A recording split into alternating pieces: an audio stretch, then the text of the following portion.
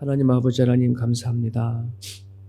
오늘도 주님의 앞으로 나와서 하루를 믿음의 동역자들과 함께 시작하게 하신 하나님 감사를 드립니다. 여전히 세상에는 수많은 소식들이 들려옵니다. 그 소식에 우리들이 무너지지 않게 하시고 깨어 있어서 주님 앞에 하루하루를 살아내줄 수 있는 우리 모두가 되게 하여 주시옵소서. 오늘부터 시작되어지는 우리 어린이 성경학교를 기억하여 주옵소서. 이들을 위하여 애쓰고 수고하는 선생님들의 헌신들과 그들의 모든 마음들 하나님 기쁨으로 받아주시옵시고, 아이들이 교회 안에서 뛰어놀고 또 보내는 그 시간들이 이들의 성장이 있었을 때에 삶 속에서 큰 역할을 감당해 나갈 수 있도록 아버지 도와주시기를 주님 앞에 기도합니다. 저들에게 허락해 주신 다음 세대들을 잘 양육해 갈 수 있길 원합니다. 하늘의 지혜와 명철로 온 성도들이 같은 마음 같은 뜻을 모아서 아이들을 주님 안에서 키워낼 수 있는 저들의 모습이 되게 하여 주옵소서. 특별히 이제 해치제에서 시험을 준비하고 있는 이제 12학년들을 기억하시고, 그들의 인생 가운데 넘어가야 할 큰 하나의 또 산이 오니 주와 함께 그 산을 잘 넘어갈 수 있는 자녀들 되어볼 수 있도록 도와주시고, 그들이 공부하는 이유와 또 그들의 진로를 하나님 안에서 고민할 수 있는 그런 자녀들이 되어볼 수 있도록 성령께서 인도하여 주옵소서. 오늘도 우리들에게 허락하여 주신 삶이 있습니다.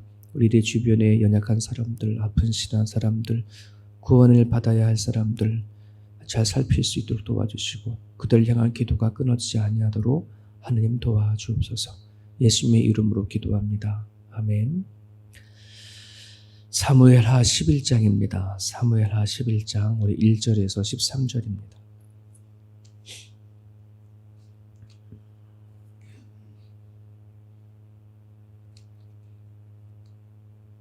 사무엘하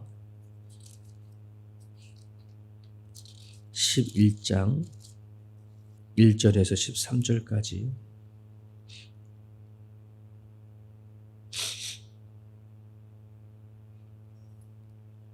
사무엘하 11장 1절부터 13절까지 같이 읽습니다.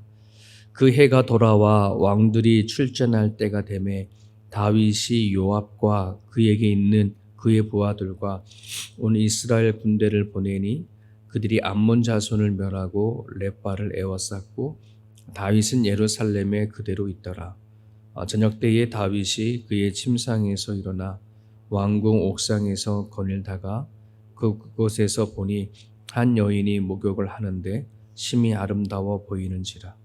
다윗이 사람을 보내 그 여인을 알아보게 하였더니 그가 아뢰되 그는 엘리암의 딸이요 햇사람 우리아의 아내 바세베가 아니니까 하니, 다윗이 전령을 보내어 그 여자를 자기에게로 데려오게 하고 그 여자가 그 부정함을 깨끗하게 하였으므로 더불어 동침함에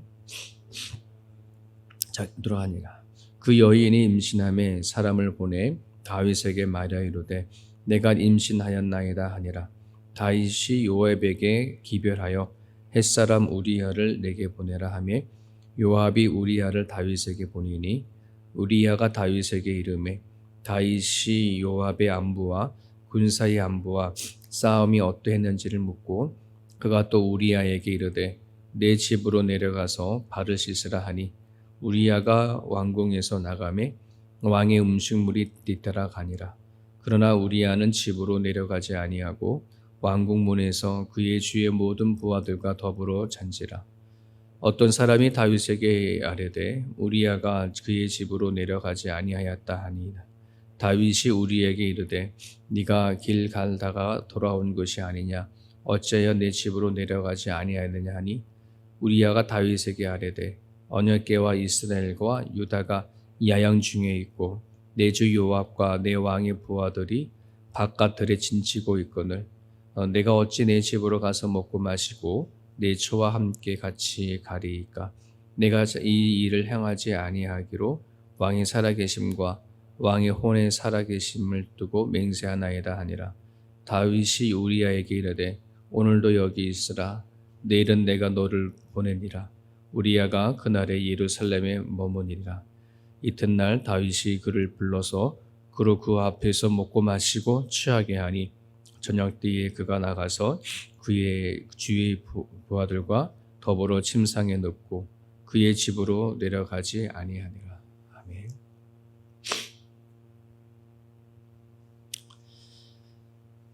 우리가 오늘부터 11장인데요. 그 앞에 1장부터 10장까지는 다윗 왕이 초기였었을 때에 주변의 국가들을 정복한 그러한 정복 기사가 기록이 되어져 있고요.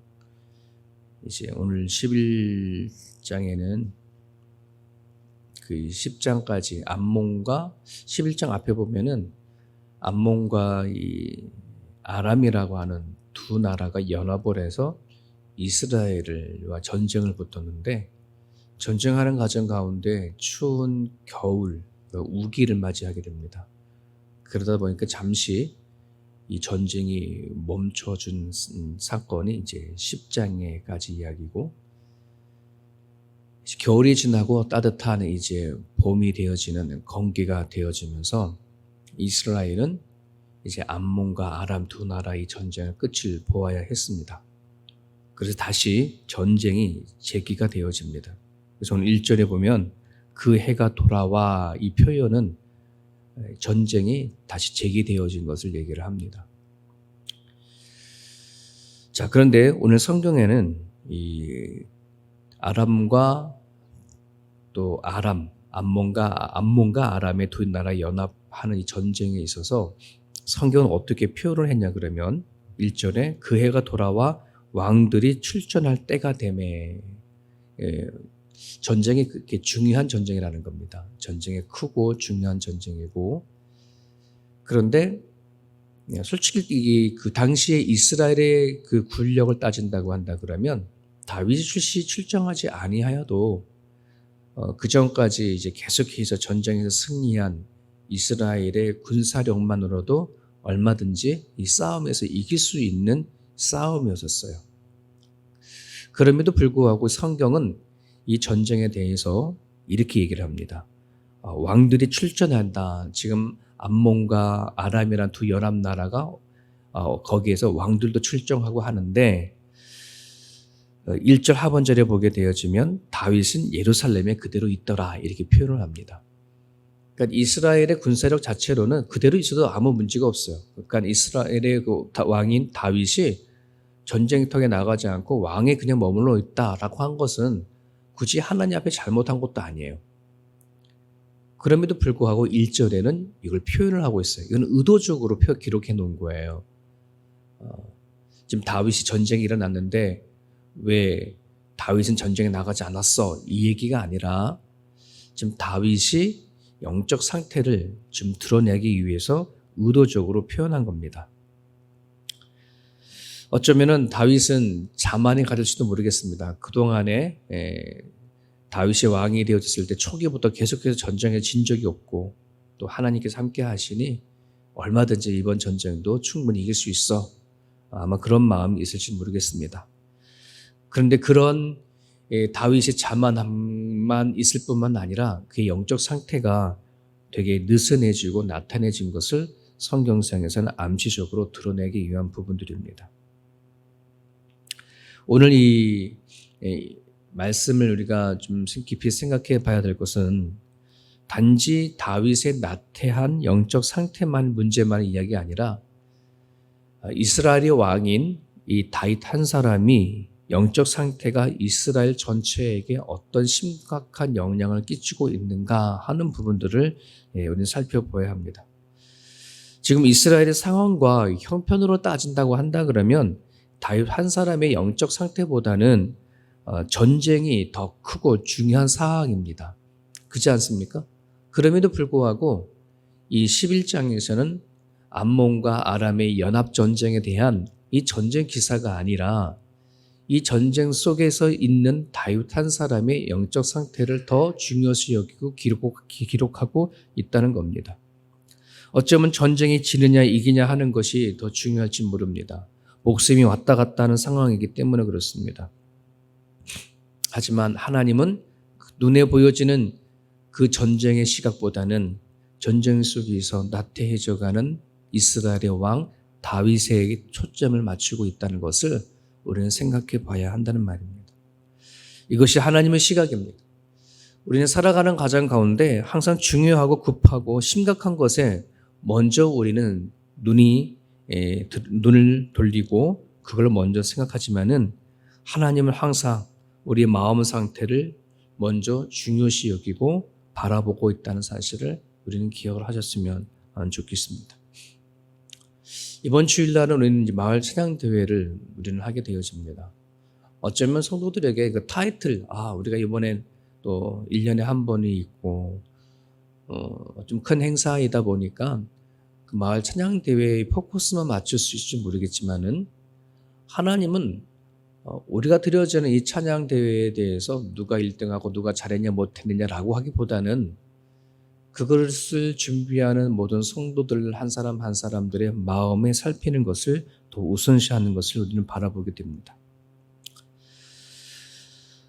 교회 목회를 하다 보면 교회에서 진행되어지는 어떤 큰 타이틀의 행사보다 언제나 악한 영들은 그 행사를 기점으로 그것을 통해서 사람들의 영적 상태를 파고 들어와서 시험거리를 만드는 것들이 너무나도 많이 있습니다. 교회 수련회나 또 단기 선교나 교회에서 진행되는 무슨 바자회나 또 여러 가지 행사들을 통해줘서 그 행사 안에서 성도들의 마음속에 있는 연약함을 통해서 사단은 공격해 온다는 겁니다. 이것은 교회뿐만 아니라 가정사도 마찬가지입니다. 가정사에 있는 큰 어떤 중요한 문제 앞에 꼭 사람들의 마음은 무너지고 힘들 때가 참 많이 있습니다. 마귀는 그 상황을 너무나도 잘 알고 있기 때문에 그렇습니다. 우리는 큰일이 있을 때마다 마귀들이 악한 게임과 유혹과 그 시험들을 파고든다는 사실을 우리는 기억하고 항상 우리들의 마음을 살필 수 있기를 간절히 바랍니다. 계속해서 2절을 보게 되어지면 이런 표현이 있습니다. 저녁 때에 다윗이 그의 침상에서 일어나라고 하는 표현입니다. 저녁 때에라고 한 단어를 우리는 주목해 봐야 합니다. 오후가 아닙니다. 이 당시만 하더라도 중동 지역에는 해가 뜨겁기 때문에 점심에 낮잠을 자는 시간이 좀 있다고 합니다. 그러면 오후에서 낮잠을 자고 깨어나는 오후 시간이 아니라 여기 저녁 때라고 하는 표현은 이미 아침부터 오후 시간 지나서 저녁 때까지 쭉 잠을 잤다는 얘기입니다. 그 표현입니다. 한참 저녁 때가 되어질 때에 늦게 일어나서 그는 그의 왕궁의 옥상에서 올라가서 거닐게 되어진 것을 얘기를 합니다. 다윗이 안일함과 해이함이 갈 때까지 갔다라고 하는 표현을 하기 위해서 저녁 때라고 하는 말을 쓰고 있습니다. 그때의 유혹이 찾아오죠. 우리는 잠깐 회의해질 수도 있고요. 우리는 살아가다 보면 잠깐 딴 곳으로 눈을 돌리고 실수도 할 수 있을지 모르지만은 중요한 것은 그것이 정말 더 깊어지지 않도록 갈 때까지 가지 않도록 우리들의 생각과 마음을 붙잡는 게 되게 중요한 부분들입니다. 내버려 두면 안 됩니다.